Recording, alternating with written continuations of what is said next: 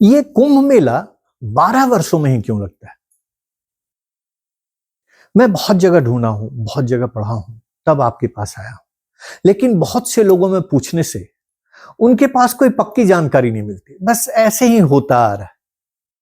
मैं आज आपको इसके पौराणिक, जो हमारे शास्त्रों में वर्णित है, और वर्तमान की सच्चाई दोनों बताऊंगा।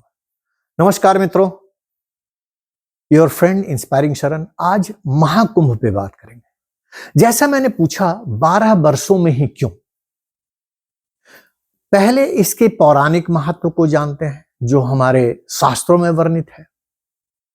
जैसा कि आप सब जानते हैं, समुद्र मंथन के पश्चात जब अमृत कलश निकला तो उसको पाने के लिए देवता और दानवों के बीच में भयंकर युद्ध हुआ। वो युद्ध 12 देव दिवस और 12 देव रात्रि तक चली। एक देव दिवस और रात्रि मानव के लिए 1 वर्ष का होता है।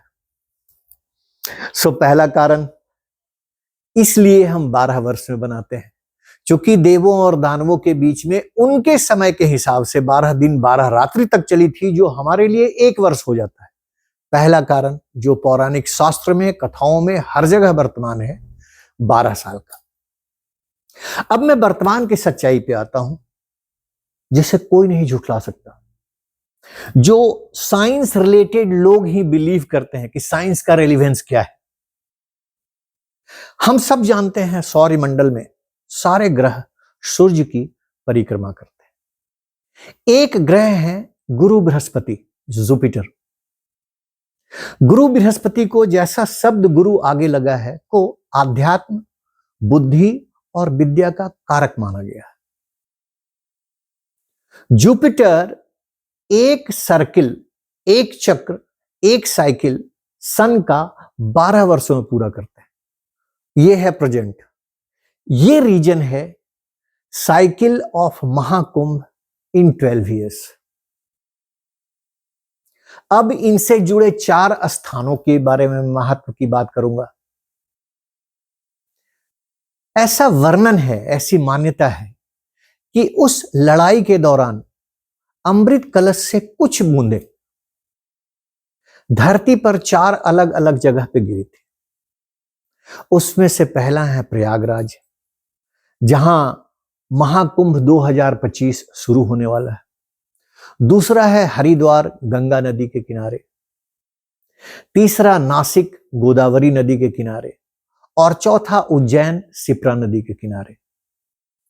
इनके भी निश्चित अंतराल पे वहां महाकुंभ का आयोजन होता है। प्रयागराज के महाकुंभ का आयोजन 2 कारणों से बड़ा माना जाता है। एक तो संगम है, जहां गंगा, जमुना और सरस्वती 3 नदियों का संगम माना जाता है। बहुत ही पवित्र स्थल है। और इस महाकुंभ के दौरान, इस बार का जो वर्ष 2025 का महाकुंभ है, कुछ ग्रहों और नक्षत्रों के संयोग इतने अच्छे हैं, ये 144 साल के बाद घटित हो रहा है। जब बृहस्पति देव सूर्य की एक परिक्रमा पूरा करके कुंभ में आते हैं, कुंभ नक्षत्र में आते हैं, तब ये महाकुंभ का आयोजन होता है। ये थोड़ी सी जानकारी इंस्पायरिंग शरण आपके लिए इकट्ठा किया है, जिसमें साइंटिफिक और पौराणिक दोनों रेलिवेंस एक जगह पे है। Will help you make your kids understand better the importance and relevance. साथ में एक और प्रार्थना करूंगा, अगर कुंभ स्नान को जा रहे हैं, अपनी गंदगी अपने साथ किसी सुनिश्चित स्थान पे छोड़ के आए या वापस लेके आए।